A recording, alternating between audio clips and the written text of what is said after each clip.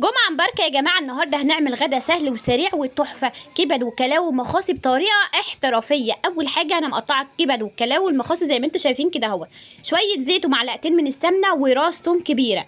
الكبدة يا جماعة والكلاوي لما تحط لها توم كتير بتغير طعمها خالص. مقطعة فلفلتين كده رومي هضيفهم على طول. ماشي، أنا مش عايزة التوم بتاعي يتحمر، أنا عايزاه يبقى لونه مصفر كده. اول ما يبدا يصفر معايا هقوم حاطه الكبد والكلاوي والمخاصي، ماشي، بالتتبيله بتاعتهم بقى. تتبيله عباره عن ملح وفلفل وكمون فقط لا غير. هقلب كل ده كويس جدا جدا. اهم حاجه يا ست الكل تغطيها، تنزل ميتها تستوي معاكي وتبقى حلوه جدا جدا ومش زفره ولا اي حاجه. وبجد طريقتها حلوه جدا، لازم تجربيها عشان فعلا الطريقه حلوه جدا جدا. ما شاء الله اللهم بارك. هقلب تقلبتين كده زي ما انتوا شايفين كده اهوت. ماشي، كل ده النار هاديه عليها، مش عاليه قوي عشان ما تتشعوطش منك. وبألف هنا وشيفه نغرب بقى. وايه الجمال ده وايه الحلاوه دي؟ ايه رايكم في الجمال والحلاوه؟ الصوص بتاعها خطير.